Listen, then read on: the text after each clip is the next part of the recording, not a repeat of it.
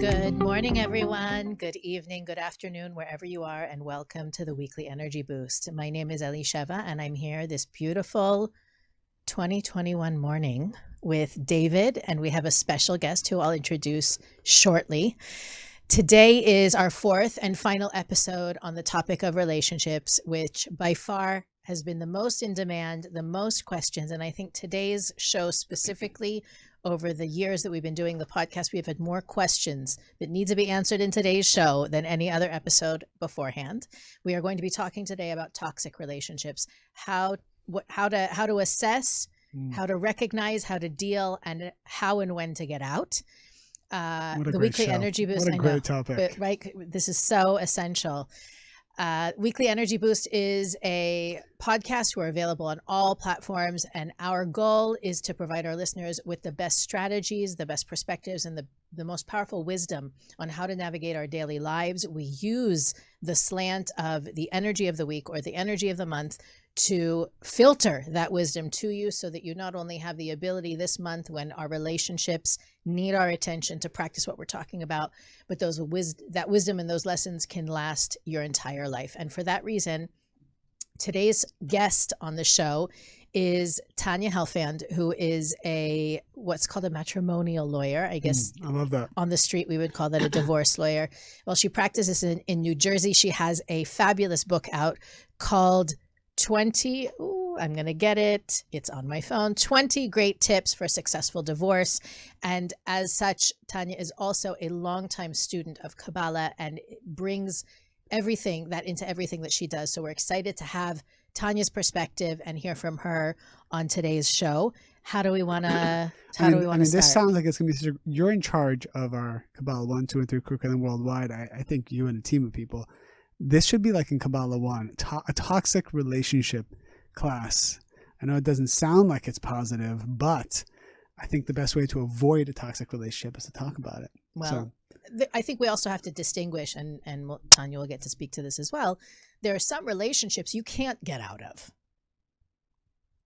Yeah, I guess so. Marriage is maybe the one you can get out of, but most a lot of relationships. Okay. You can divorce your business partner, you can divorce your spouse, but you can't always divorce parents, kids, siblings. Are we going to all these relationships? Well, we said initially we would try to bring in examples from elsewhere, but our focus was relationships with the one. Well, Tanya, from what I read from your bio, Tanya, 27 years as an attorney in this field. I would love to hear some horror stories and some things that will make all of us pause for a moment. Well, I would like to hear how you got started in this field. Okay, yes. It's not like I'm going straight. I don't think it's medical school where you have to choose. Am I going to be a cardiologist or a proctologist? Right? You have to. It's a. I mean, proctologist. Sorry, I wanted people to hear what I was saying.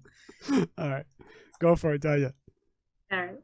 So first, I wanted to really thank you very much for having me, and I wanted to just say what a blessing the Kabbalah Center has been, and all my teachers, and Bachi is my current teacher, so I wanted to thank her too. She's a regular guest on our show. Regular guest on our show. Love her. We challenge each other, so I just wanted to mention that. How did I get into this field? It is not something that I really chose. It chose me. When I got out of law school, I was married at the time, and I actually initially owned many retail stores with my ex-husband. We were both professionals, but we ended up doing that. And then I concurrently opened a practice, a general practice, doing real estate, municipal court, commercial matters, and divorce work. I had worked for about a year for a lawyer that did exclusively matrimonial, and was just a job that I got through the accountant. Interestingly, that gentleman is now of counsel at my firm, so he works for me 25 years later. So ultimately, it's just the work that kept coming back into my office. And we got bigger and bigger. And so the other stuff kind of peeled away. So that's how I ended up just doing divorce. Well, I'll tell you, if you've listened to the show for any period of time, you know that we often help our listeners handle situations that are difficult, that are challenging, that sometimes even seem insurmountable. You have a chapter in your book called Dealing with Difficult Individuals. And I feel like you could, not you, any of us could write volumes on dealing with difficult individuals. Can you give us a taste of what you share there? And I'm sure it has everything to do with these kind of toxic relationships. Sure. There's people that you deal with that I deal with in divorce situations, and that people deal with as spouses, that sometimes, and again, this goes to the toxicity, either have substance abuse problems, have verbal or physical abuse problems, who have been either enabled so much that they think that they have an ultimate sense of entitlement. All these different factors make people, or can make people, very difficult, and not sort of in the realm of, I don't want to use the word normal, but in the realm of reasonable conduct. And this is not uncommon in our system. So sometimes, you try and reason with people, and hopefully their lawyers will guide them in the direction, understanding that the courts and the law are looking for reasonable results. So you try and mediate, and you can try and negotiate and do all the reasonable things to resolve quickly, cost effectively, so on and so forth. But sometimes you just can't. And sometimes you have to go to court, and sometimes you have to present the facts to a judge, understanding that, you have bad actors or bad situations. Are you saying that the other spouse or soon to be ex-spouse is the bad actor, or sometimes the attorney is the bad actor? It's the thing about divorce. The interesting thing about divorce is it's many different players in the game. So you can have the client on the other side, the difficult person. You could have also a difficult lawyer on the other side. And I have to share that people often choose lawyers that mirror their own value system. Wow, that's good. I like that. Okay. That's so the way the universe works. It does, because it's your team, and you want your team to be on the same wavelength. Right. So, and then also another factor is who your judge is. Particularly in today's COVID situation, the courts are open, they're moving forward, but they're very backlogged because everything's on Zoom. So we have, and like in the last 2 weeks, I've experienced both, having litigated cases. You have some judges that are completely overwhelmed, and it's not their fault. There's so many cases in front of them, and they're just doing triage, and they're trying to get as many settled cases pushed through the system. And those cases that have real controversies with really difficult people, they're just not handling them. So people are stuck. So people are going, more so back to mediation, and then even arbitration, which I'm actually working on right now to get myself hopefully certified, where people just need a decision, right? When you have difficult positions or difficult people, sometimes you just need the independent judge or arbitrator. An arbitrator is basically a paid for judge, someone who's going to hear a case and then make a decision, to just make a decision, because people can't do it. And people need to move forward with it. People need to move forward with their lives. That brings up, I think, that the number one question we get, which is, how do you know when to go and how do you know when to stay? And we've talked about it in bits and pieces, but never really dedicated an episode to understanding. And Tanya, you shared with me a little bit about your formula. Tanya has a formula. Oh, I want to talk with you about the spiritual angle a little bit, and then we'll leave people. We'll give them a little cliffhanger and come back in a few minutes to get Tanya's take on it. When people, again, we're talking about being with either a spouse or a significant other, especially when there's children involved, or sometimes there's business involved. Inevitably, there's social circles involved, property. I mean, I don't even want to talk about the money part. I want to talk mostly about the emotional and of course, our listeners are concerned with the spiritual part. We talk a lot on our show about tikkun. Tikkun is our soul's journey. Before coming to each lifetime, we pick certain details, but also more importantly, certain situations to transform, behaviors to overcome, things to transcend, and of course, gifts to share with the world. And as part of that tikkun, part of our correction process, or it can be likened to what a lot of people call karma, we have to do some balancing with relationships from the past that may not have gone as to the most elevated state it could be, or perhaps we put out some sort of darkness, negativity, and therefore we need to be on the balancing end of that as well. So I think when a spiritual person comes, or a person comes to spirituality and starts to say, okay, wait a second, I'm being challenged in this relationship. Am I supposed to endure what's difficult about it? Is that my tikkun? Or am I supposed to walk away? And I want to add to that, because I've dealt with this so many times with students who are contemplating leaving their relationship. And we're not just talking about divorce. We're talking about leaving any kind of long-term committed relationship. And that could even be a business partnership, a very difficult decision with a lot on the line. Then you get children involved, which I want to hear about, and so many other factors. There's emotional factors, there's hurting the other person. I know personally what the way my approach is with students is anything, and I always tell the student, I said, before you hit that red button, we have to do anything and everything on your side spiritually to make sure that this incompatibility is not because of your negativity. Maybe you are meant to be together, but because you yourself haven't worked on yourself, you could be causing a real disaster here by leaving a good woman or a good man and then finding yourself in the same situation years later.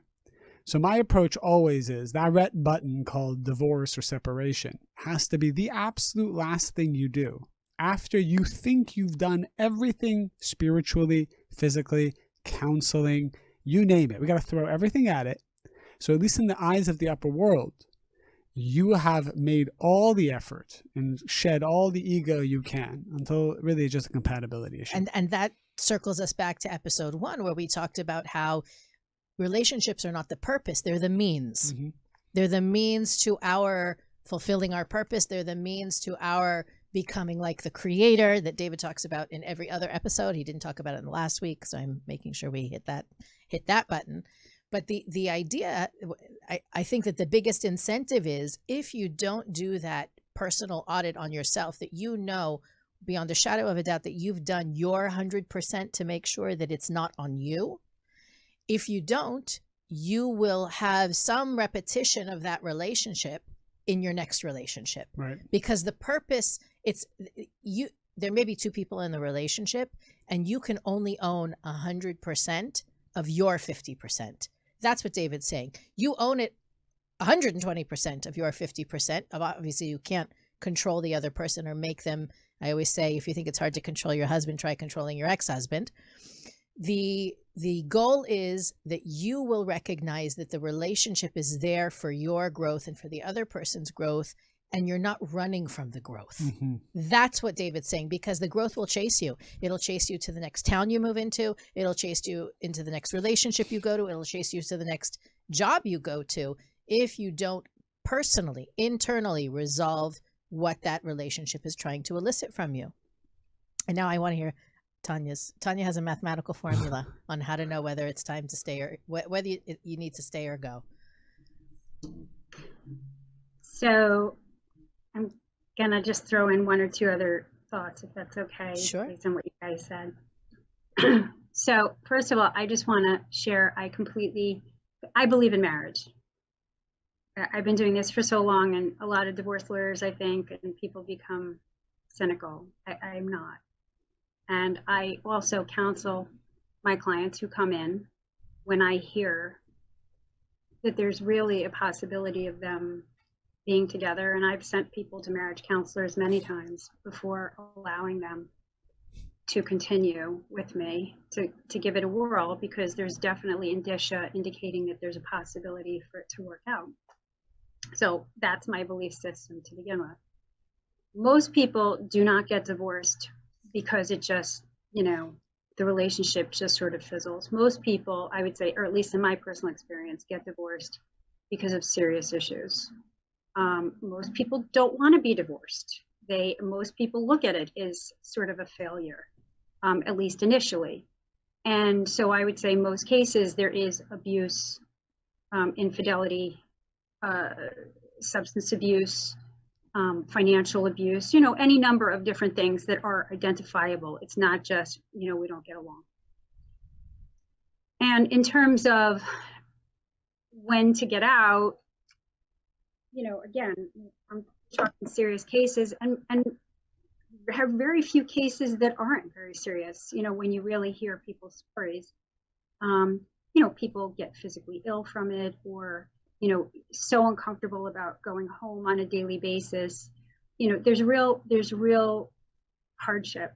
And I feel, and what I tell people, and I hope, David, you like this because it's math and business, is if more of your days, significantly more of your days, are difficult and a real hardship and really sadness or feeling ill or any one of those levels of discomfort, and more of them are that way than the good days. And there's, no matter how lousy the relationship is, there's always going to be good days as well, because abuse and things, there's cycles.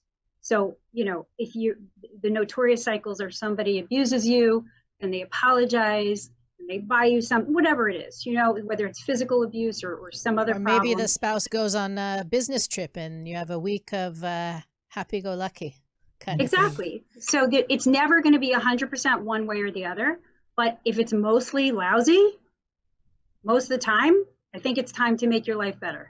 Mm-hmm. So that's it. I think that's what it really comes down to. So, start looking at the totality of your life, and is this how you want to live the totality of your life? And then if you were to get divorced, again, it's never going to be 100% one or the other.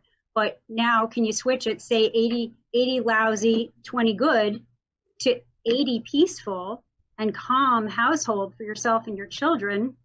And 20% of the time you have to deal with your ex-spouse. That's the formula. That's the numbers we use, right? I think we were told that for some people, the relationships are 80 lousy, 20 good. And the threshold that it should be is 80 good, 20 challenging. But that's what we should be aiming for. Obviously, there's no 100% anything, but we should be aiming for that reverse.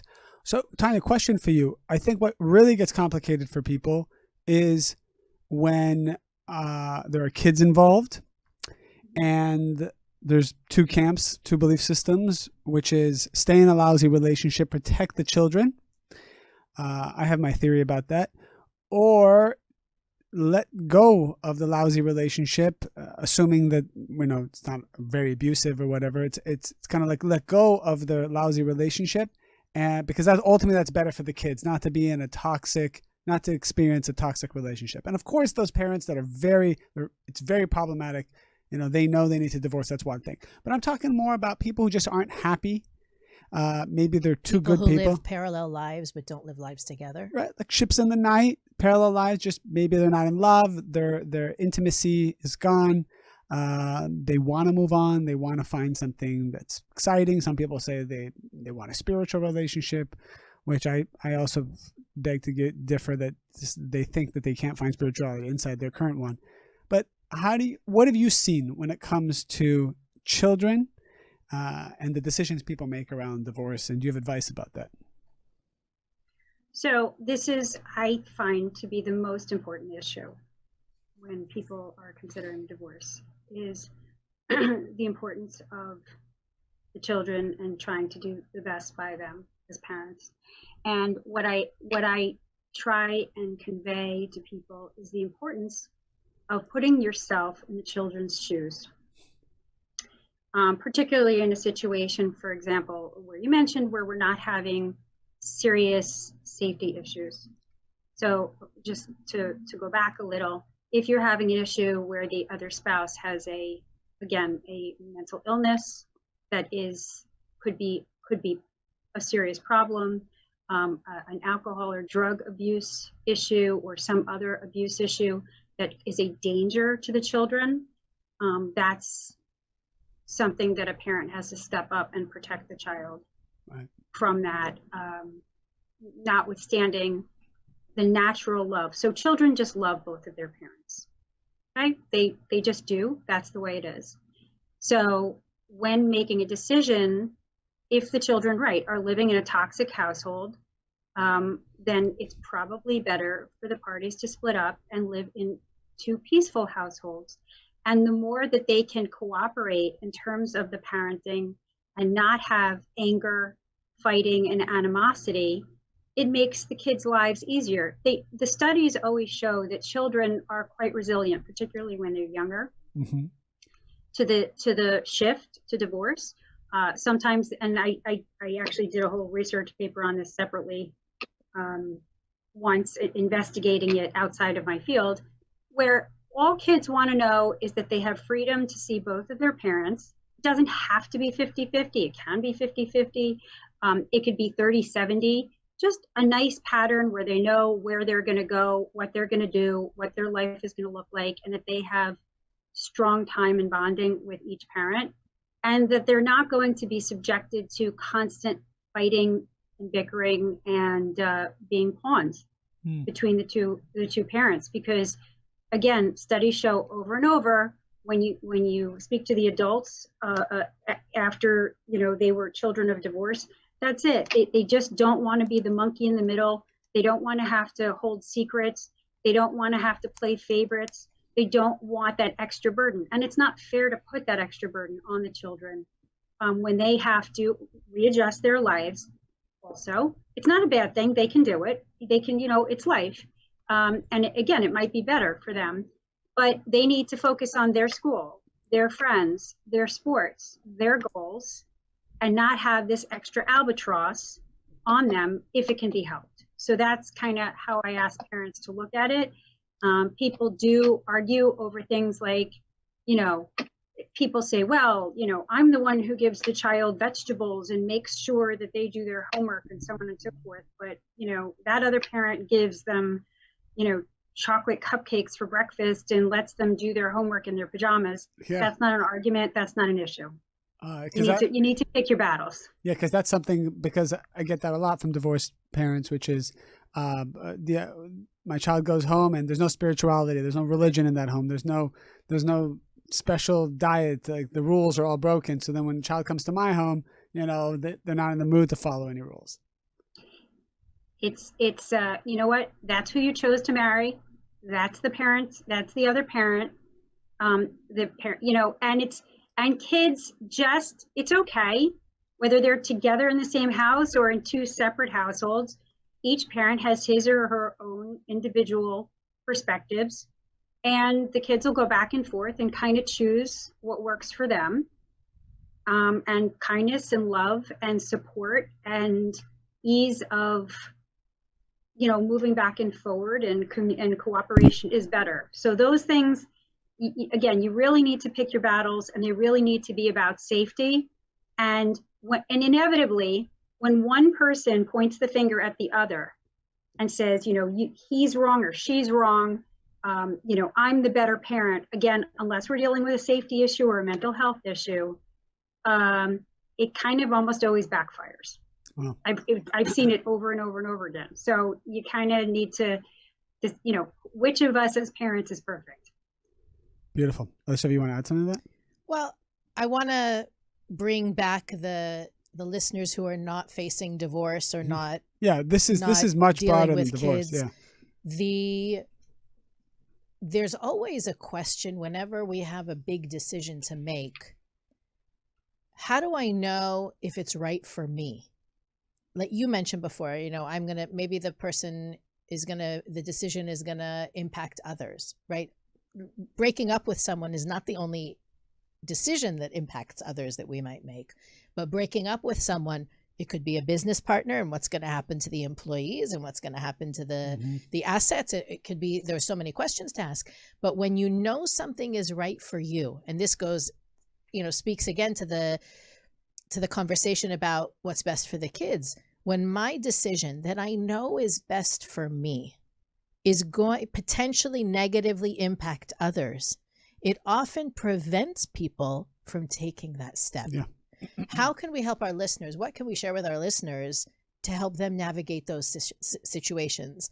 I know I need to do something. It feels right to me. It feels good for me, but I can't do it because so-and-so is going to be upset or hurt or out of a job or any number of reasons. The number one reason why people stay in bad relationships, studies have shown, is that they're afraid to hurt the other person, or in our case, it could be to hurt the children. And how do you convey the other side of that? I have so many success stories of people who have left loveless relationships, broke the fear of hurting the other person and hurting the children. And what happened was, yes, they did. There was a moment where there was hurt on all sides. But what that did, as Tanya said, is it created a resilience. It created a next level. Sometimes it actually allowed the people to come back together because they learned lessons apart that they couldn't learn while they were together. So it did move everything forward. But majority of people are kind of locked in that, I don't know what to do because I don't want to rock the boat too much, even though I'm not really happy.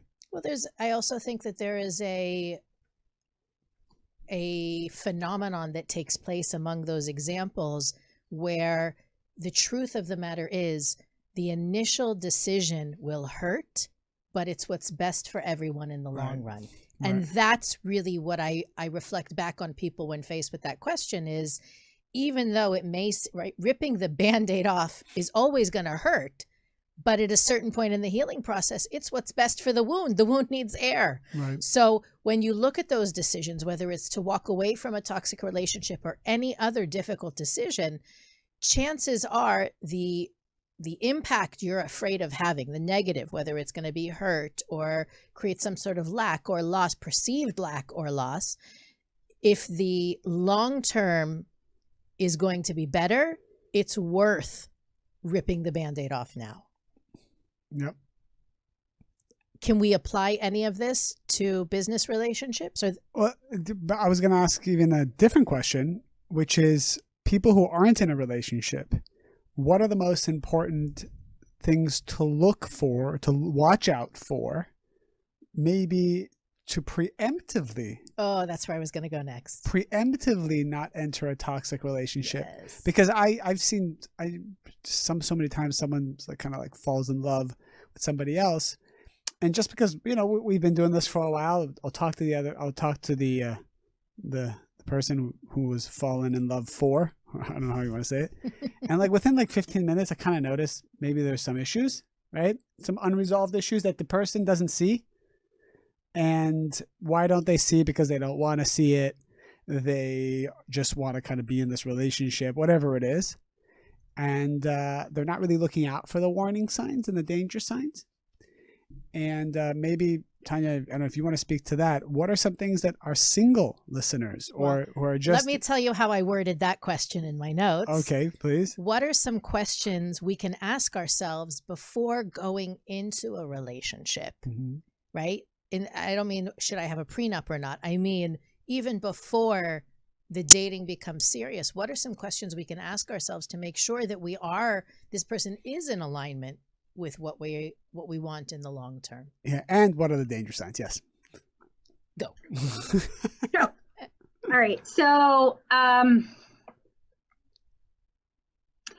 actually, I think it was last year, Batya gave a talk on relationships.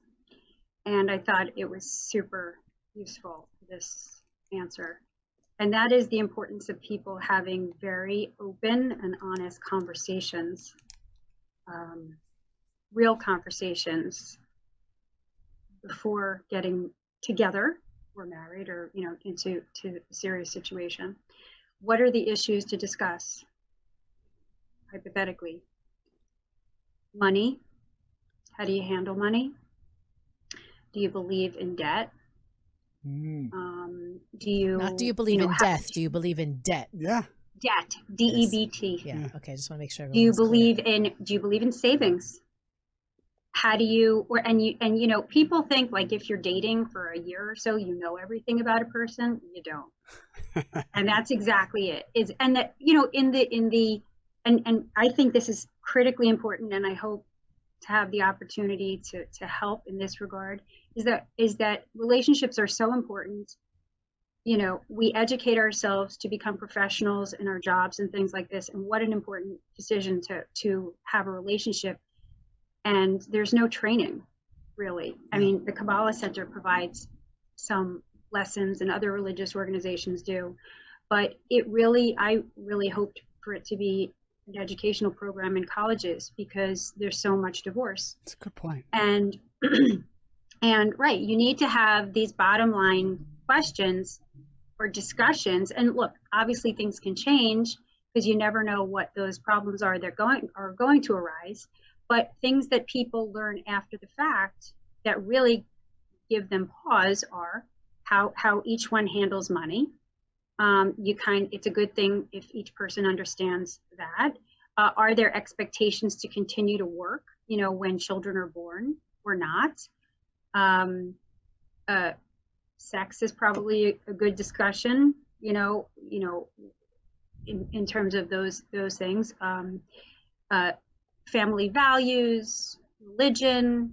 People can often not be of the same religious background when they get together, but inevitably when they have children, how do you want to raise those children? You know, if there's two different religions, you know, how people handle problems. I think that the critical thing to make the best relationship is, are you really a team? And when it hits the fan, are you going to each put 100% in to get the other person's back as a team?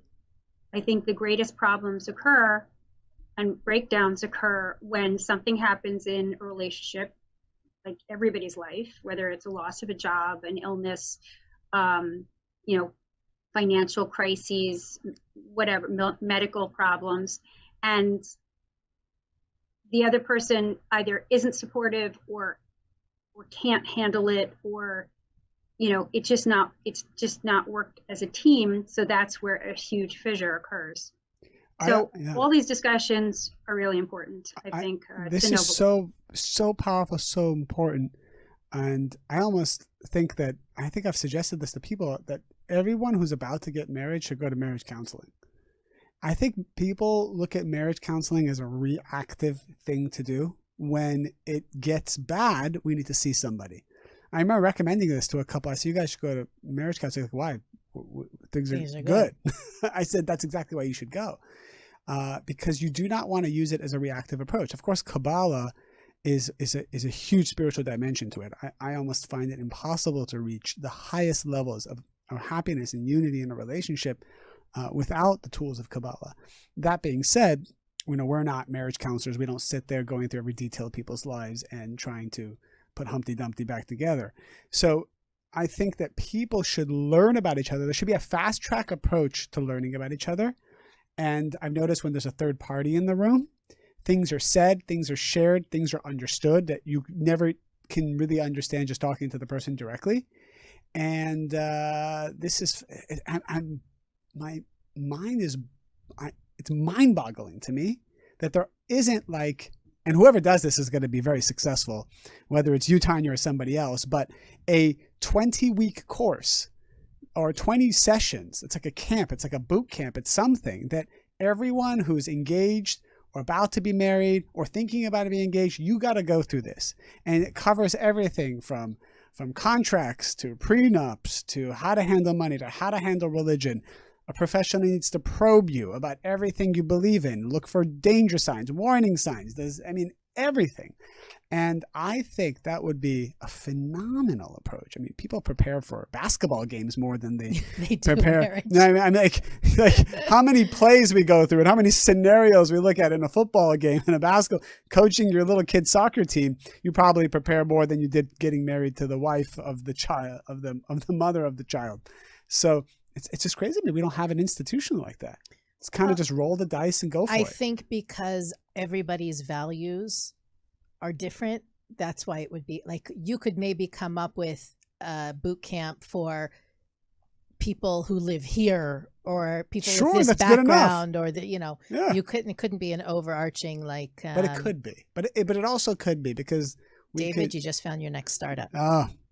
There's something there. I don't know if I mean, I just kind of, my mind's just racing like that, because no one's addressing it really in detail. Because I didn't even think of those points Tanya said. How do you look at savings and debt? The truth is, I never thought about that before I got married. And I realized, I only learned about it later. We might have different approaches to it. I mean, thank God it didn't really matter for us, but I realized for some people, like Tanya said, you have a child who's a special needs child. People get divorced over that. Somebody gets sick. People get divorced over that. People lose their careers, or I think it's because they often those, well, there's a saying even that you don't, I don't know what the saying is, but the gist is that you don't really know someone's true colors until they're under extreme pressure. Right. So there's a way to recreate that scenario. Those scenarios show people who they're really married to, and then you're like, well, what that. Yeah, I'm just wondering if there's a way to squeeze all that, to pop that pimple before it pops itself. That's kind of to your point, David, I mentioned last week a book that I think it was last week I mentioned this book that I read by John Gottman. In the same book, he provides like 300 things you must know about your spouse. Oh, where's this book? I think it's called seven tips, or 300 tips. Seven something to a successful marriage. Seven in each chapter. One of them was about the bank account. One of them is about knowing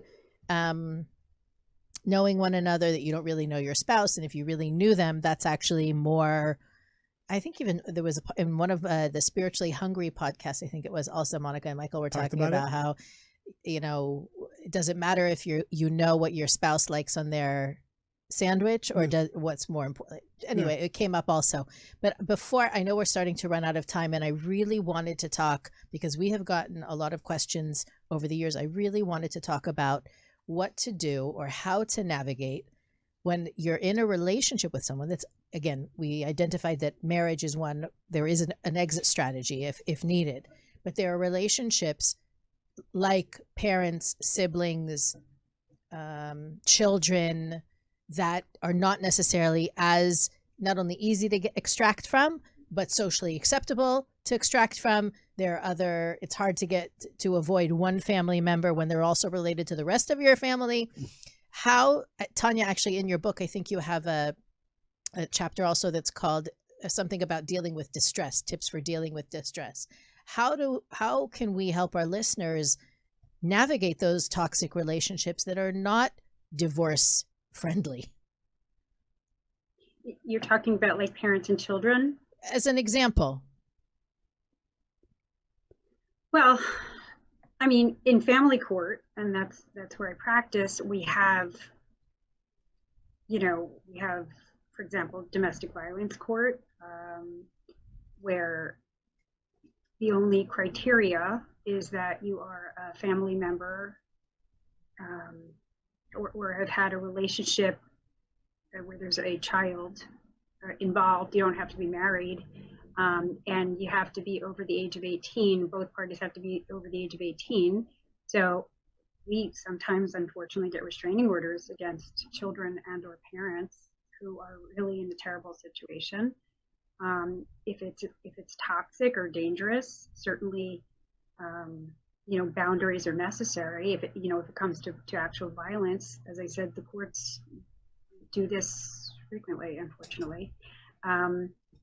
It has to work for everyone. A lot, I think.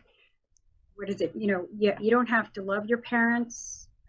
You just have to respect them. So again, there's the boundary issues in terms of what makes sense. I don't think it's great to cut off relationships. I think most people feel like cutting off a relationship or not speaking to somebody is not the right thing to do, unless maybe there's like sexual abuse or something else like that. But I think, civility makes sense, and learning how to deal with it in the best way possible. I did have a case that was public. I think it's in the book, the Rachel Cannon case, where this was a situation where we actually had to sue the parents, and it was I think misplayed in the news because they refused to help with her schooling. And it was interesting because in New Jersey, a child is not emancipated if they're going to college until they finish the college, because they're still within the sphere of influence. But in a intact family, parents can control whether or not they're going to give their kids money for college. In a divorce family, that is an issue that can be brought before the divorce court. So if you're divorced, one parent can stand up for the kid and say, well, you need to pay for college. And so that the child of divorce actually gets more financial benefits and benefits from the court than a child of an intact family. So I know I'm sort of deviating here, but that's one of those parent-child relationships that was a little complex. So, boundaries, I think that's something also that Kabbalah teaches. You still want to have a relationship, but you have to have as healthy a relationship as possible. I think it's the same reason why people get divorced. Sometimes they're just better not living together, and they're better with some boundaries, and there's more peace that way. Is that an answer? 100%. That's a great answer. All right. We are almost out of time. Yeah, go One ahead. thing? Yeah, go ahead. The only thing I wanted to just share is when people are in a relationship where they're considering divorce, I'm certainly not saying to run to get the divorce, but I think it is critically important to investigate your rights under the law as part of your analysis. Because sometimes the longer you stay in a situation, depending on the facts of the situation, it may play a significant part in your finances going forward, as well as, the children and so on and so forth. So you may want an objective opinion of a divorce lawyer, understanding the laws in your particular jurisdiction, to use as part of your analysis as to whether to stay or go, because it's a really important series of factors to consider. I love that. I think my biggest takeaway from today's show actually is more helpful to people who aren't even married yet, because I think some people will be like, oh, this show isn't for me. I mean, I'm not in that position. But the truth is, for all of you who are single, dating, living together, considering it, if you can invest proactively in learning about your significant other, your partner, as much as possible, and communicating about a lot of these potential landmines ahead of time, you want to take on that burden before the marriage so that the marriage itself can be healthy and you're not fighting these battles within the marriage. Because as Tanya said, when it gets challenging is when there is a challenging event that occurs that is again financial, medical, emotional, whatever. Then on top of that, you have the chaos between you and your partner. So you actually are facing two challenges simultaneously. When in reality, you both should just be focused on the medical issue or the financial issue or whatever it is. You don't want to also be fighting with each other and having that issue. A lot of that can be mitigated if we proactively invest in the relationship and communicating and learning more about it before you actually go under the canopy. And to that, I will see you two bites of wisdom more. The truth is, one overarching Kabbalistic wisdom nugget consciousness for relationships that we didn't even mention once in all of these 4 episodes is exactly what Tanya's saying, exactly what David's saying. It's hire slow, fire fast. David says it all the time about other things, but the truth is, if you were a CEO of a big company and you were hiring someone to your executive staff, you would spend months vetting, researching, checking criminal records, references. You would make it your business to make sure that you are bringing on the best possible team player to this team. I have seen so many people throw the $800 at the handyman and tell him to come in and do, you don't even worry about the work, just come on in, and therefore end up in a relationship with someone that they literally didn't know, that all the skeletons accidentally fell out of the closet 3 or 6 months or 12 months later, probably in the heat of some challenge, like you were saying, all because we didn't apply the brakes when we should have. Yep. We hit the gas, we arrived at our destination, and then turned to look who was sitting in the passenger seat. So I think one of the things, at least in the relationships that we can control, again, I think that the family dynamics, we also didn't share the idea that Kabbalah teaches that when the soul comes into the world, it chooses its parents. And Tanya had mentioned, you said, you married this person, right? So you kind of have to take responsibility for the chaos and the blessing that might bring. The same goes for when your parents are tailor-made for your tikkun, your soul's purpose, your siblings as well. And just that knowledge, that ownership of some part of me, even if it's my highest self, and I don't feel like I'm connected to my highest self in that moment, that highest self picked these people to be in my life for some reason. The reason may be to draw those boundaries and to have safer and healthier relationships with them. But be it as it may, we chose them, and we chose this path and this journey. You chose this podcast to listen to today for a reason. And Tanya chose to be with us on the podcast. So we're very grateful to you for that, Tanya. Thank you again. I know it's Thank you. These times, Zooms back to back to back to back. We really appreciate you joining us. This has been an awesome journey. As we venture into the new year, we're looking forward to putting together more of the content our listeners have been demanding. So continue to email us at energyboost@kabbalah.com and let us know how we can support your growth and your process. Continue to share the show. That's really how we serve in the highest way possible. Is the more people who are hearing this, the more benefit to the entire world. David, anything else? I love the whole relationship series, and would love to get feedback from our audience about what are some topics that they would like to hear next. I thought that was great. Absolutely. So again, thank you, David. Thank you, Tanya. Thank you to our listeners, and we'll see you next week on the Weekly Energy Boost. Thanks so much.